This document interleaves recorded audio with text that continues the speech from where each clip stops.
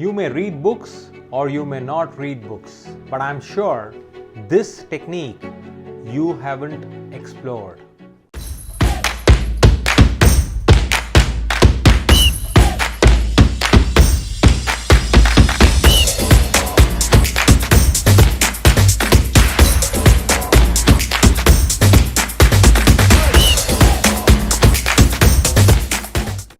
Hey folks, I am CSK and you're watching me on my channel CSKSpeaks.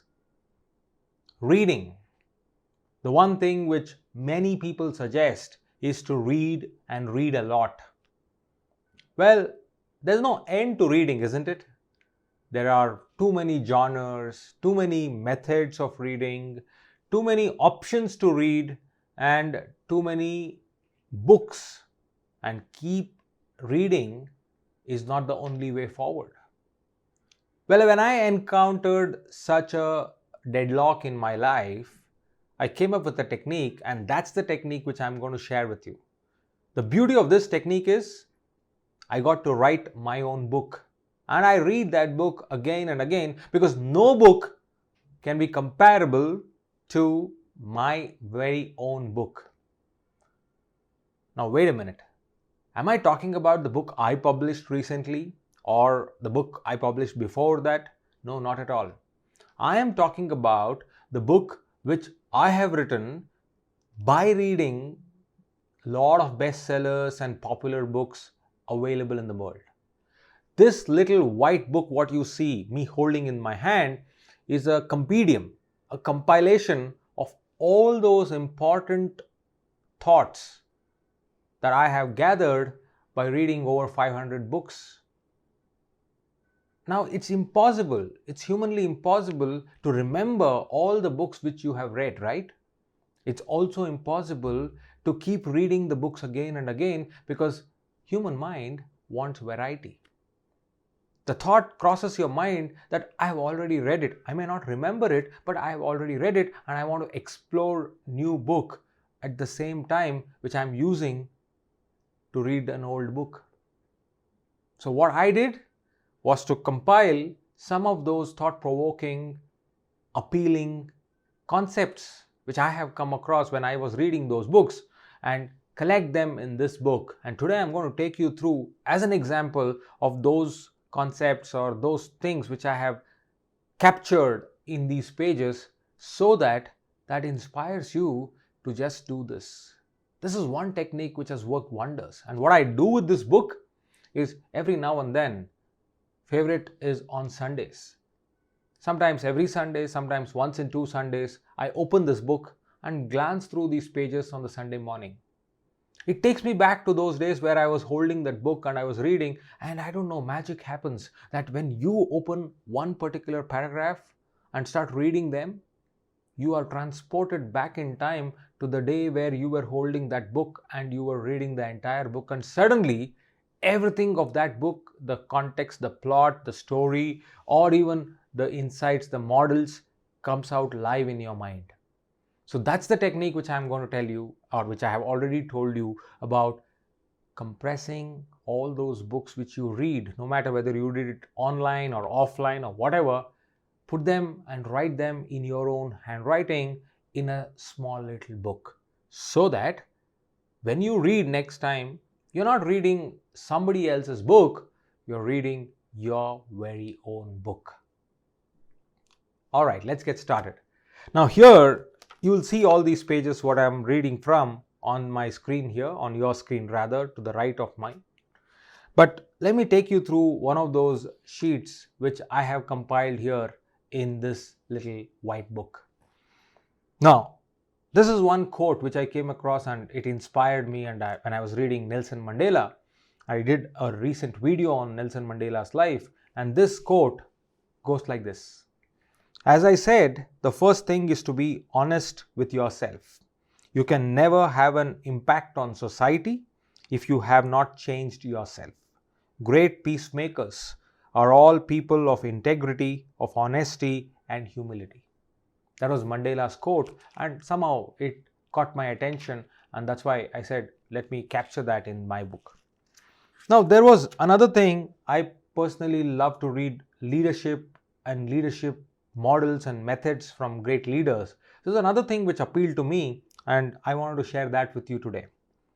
Leaders who move beyond the hero stage learn to focus on others, gain a sense of a larger purpose, foster multiple support networks, and develop mechanisms to keep and perspective going. Now, it's an amazing way to summarize that once you cross your hero stage, you look at serving people. You look at keeping the perspective going. You keep yourself grounded. So, these things, in fact, this particular piece is from a book on True North. True North captures how we should focus on those very important things in life which actually takes us to our definite purpose. So you may be reading many books. You may be reading biopics or biography, or you may be reading some fiction, non-fiction. You will come across certain things which you would want to revisit again and again. Use this technique. Use this technique, and then you are suddenly coming alive with that book. Well, let's go and see the next page. And here, as I said about leadership, I came across this 6 core leadership styles for everyone. And I have captured them here. And the 6 core leadership styles are directive style of leadership. I'm sure you've all heard of this style, autocratic or directive type of leadership who demands immediate compliance. That's the leadership style. The second one is an engaged leadership style who mobilizes people towards a vision, an engaged style. Third is the coaching style of leadership, wherein by coaching you develop a future for everyone involved. Fourth is a democratic style of leadership where you build consensus through participation. 5 is affiliative style of leadership where you create an emotional bond and harmony among people and team members. Last, 6 is an expert style of leadership where you expect excellence and self-direction. Now, 6 different styles of leadership, and whenever I visit this, I kind of remind myself as to what kind of a leader I want to be and I have been in the recent past. Now, this book does not just compile all these quotes and concepts on leadership. It also compiles some very, very powerful quotations, right? Some very, very powerful thoughts which actually forces us to think again. Like, for example, here is one quote from Dr. John D. Paula. The quote is very simple, but it is very profound. It talks about slow down and everything you are chasing will come around and catch you. Very powerful, isn't it? We're all running to catch that vision, to catch that desire, to catch that goal. But Dr. John D. Paula says, slow down so that everything you are chasing will come around and catch you. So this quote sometimes puts me back to perspective. Sometimes tells me that after all, to-do lists and scheduling is not the overall purpose of life. There's another quote, and this is the best definition of integrity I have come across. People always find it very difficult to define integrity, isn't it? It cannot be expressed in simple words, but I found a simplistic definition for integrity. And that is, you cannot oppose what you follow and you cannot follow what you oppose. Let me read that again for you. Integrity. You cannot oppose what you follow and you cannot follow what you oppose. Very simple, but at the same time, very effective. So when you want to define integrity the next time, you can use this. So this book, the book which I have written by compiling all the learnings from the books which I have read, serves me as a ready reference, as a ready reckoner. In fact, the advantages, if I have to list them down, are at least 3 I can think of. Number 1, It gives you an index. It serves as an index wherein by reading these quotes or reading those passages, you can go back to the big book or the main book and then look it up for further details or repeat reading. Second, it serves as inspiration, like this quote on integrity. Every time you read it, you get inspired. In fact, sometimes I remember on Sunday mornings when everything is at peace around and there's no disturbance, as it is, it's a lazy weekend, I have goosebump moments whenever I read some passages from this particular book. So that's my second advantage of this little white book. And the third and the most important, I'm sure all of you have experienced this. Whenever you read the same passage at different points of time in your life, it gives you different insights. It gives you different clarity about the same passage.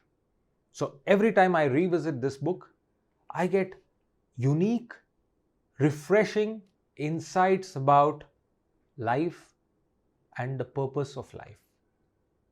Now, as I was saying, it is not only compilation of passages and proverbs and quotations. There are certain life lessons from great people that I have captured here. Let me pick that up and talk to you about a couple of them. One is this particular thought. Personally, for me, the most toughest thing to do is to work out. I cannot somehow get myself to go to do an exercise. I always tell myself, but I just don't successfully do it. And when I was kind of fighting with this particular thought or wrestling with that, I came across this particular line and I wrote that down, and sometimes I use this to motivate myself. In fact, there were days where I used to read it every night and go to bed. I'm going to read that for you. Life is more like going to the gym. The most painful part is deciding to go. Once you get past that, it is easy. There have been many days I have dreaded going to the gym, but once I am there and in that motion, there is pleasure. After the workout is over, I'm always glad I talked myself into going. So I keep reading this again and again so that this inspires me to get myself out of the bed and go and do that workout. It may not necessarily be gym. It can be walking, it can be running, it can be cycling, it can be swimming, it can be playing that badminton game or going and playing the tennis match, whatever physical activity. But the first two lines are very powerful. Life is more like going to the gym. The most painful part is deciding to go. Another one which I wanted to share with you today is this particular question. And it's kind of a riddle for you. Listen to this carefully and see if you can get the answer right. I am your master. Who am I? It doesn't stop there. Let me read that. I can make you rise and fall. I can work for you or against you. I can make you a success or failure. I control the way you feel and the way you act. I can make you laugh, work, love. I can make your heart sing with joy, excitement, elation. Or I can make you wretched, dejected, or morbid. I can make you sick, restless. I can be as a shackle, heavy, attached, burdensome. Or I can be as the prison's hue, dancing, bright, fleeting, lost forever, unless captured by pen and paper. I can be nurtured and grown to be great and beautiful, seen by the eyes of others' action in you. I can never be removed, only replaced. Who am I? Well, I think some of you must have got it already. The answer is, I am your thought. Why not know me better? Fascinating, isn't it? We all are victims of our thinking. But if we can harness the true potential of our thoughts, magic unveils around us. The last piece for you from my little white book today is this. When I visited Nagpur, and near to Nagpur there is Sevagram Ashram of Mahatma Gandhi, the place where he lived for a good amount of few years. And the way the whole ashram is designed and maintained even today, it kind of gives you a sneak peek into the life of Mahatma Gandhi. But this little piece I borrowed from one of the boards which was displayed over there, and in fact it is written in one of his books as well. 7 deadly sins. Wealth without work, pleasure without conscience, science without humanity, knowledge without character, politics without principles, commerce without morality, and worship without sacrifice. In 7 simple words or lines, he had summed up the whole life. I mean, this does not have to do anything with religion, caste, creed, backgrounds, demography. No. This kind of engulfs every nationality, every human walking on planet Earth. So when I go back to this book is my escape window out of this world. The reason I am sharing that with you today is to encourage you, to nudge you, that when you are doing the reading and when you come across that point that how much to read, there is so much and I have to play this catch-up game, pause for a while. Pick up a diary, pick up a notepad, pick up a book and write your own book. And when you write your own book, the motivation, the inspiration and the dedication to read that book is incomparable to any other book available in the market. Thank you very much for spending this time with me today, and I hope you will adopt this habit of writing your own book while you are busy reading from others' books. Thank you.